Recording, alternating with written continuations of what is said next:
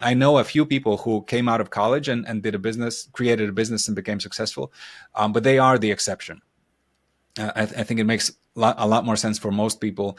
You get out of college, you go find a job, perhaps at a small company or at a really ambitious company where you will get responsibility, you will get the opportunity to do different kinds of things, to do challenging things, and then you work super, super hard. You become the best in the team. Like you become as good as you possibly can.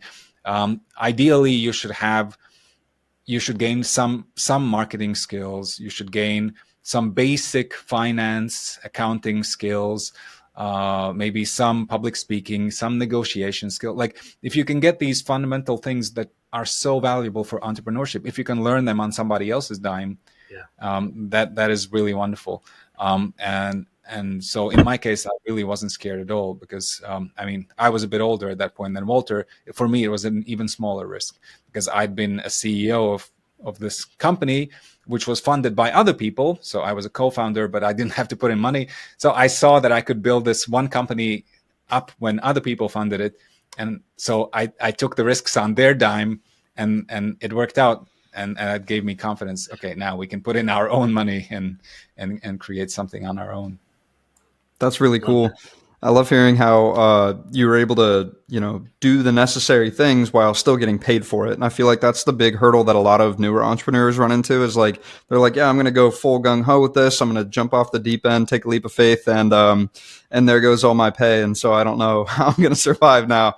And it's like, what advice would you give to those individuals who have done that and have already taken that leap of faith, but are trying to get that external validation like you're talking about? Like what steps would you recommend that they take in order to get solid proof that they are good at what they're claiming to be good at? Actually, if I can take a step back before that, Yeah, by all means. like for the people who are still at a job, like not all jobs will allow for this, but in many cases, if you're proactive, you can get these opportunities to learn, especially in smaller companies. Even if you're, let's say, just an accountant, I'm not looking down at accountants. I'm just saying if that's your job, if that's your role.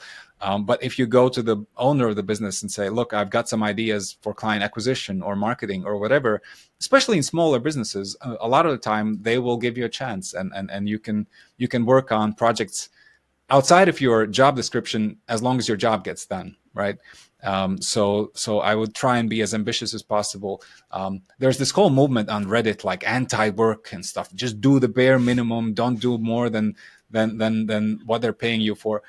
And I can see that if you have no ambitions, but like if you want to gain skills and maybe do something on your own, like you actually want to push to get more responsibilities, to do more, not for the sake of the employer, but for your own sake, to get those skills. But then if you've made the jump and you don't have the proof, I guess Alex Hormozy's advice makes a lot of sense to me. If you can, if you're confident in your skill, you could do it for some people, either for free, although that is maybe a kind of dangerous, or for cheap, but with the deal that, okay, if this works out, you give me a testimonial. I think it could be a good way to start. I don't know, Walter, if you have other ideas. I think you summed it up quite well. But for those people who are still at work, I think one indication that you might be good is that if you're climbing the career ladder quite fast, it kind of means that, your bosses are trusting you with more and more important things. Yeah. And that might be an indication that, you might be somewhat good. But if you're struggling to get a promotion, well, then it might be that you're not as good as you think, and you should get back and learn some additional skills. Or you should go and interview, because if you can get a promotion by moving to another company, then maybe your boss is an idiot. But if your boss will not promote you and you can't get a better job anywhere else, you're probably not as hot as you think. Okay, so you might need to work on your skills. If you're interested in learning more about the tidbits and advice that they have, then you should consider subscribing to the 2 Comma Club newsletter, where you'll get daily updates and advice on the podcast and the things that we are learning from the individuals who have made at least $1 million. Just go to 2ccnewsletter.com or click the link in the description down below and subscribe.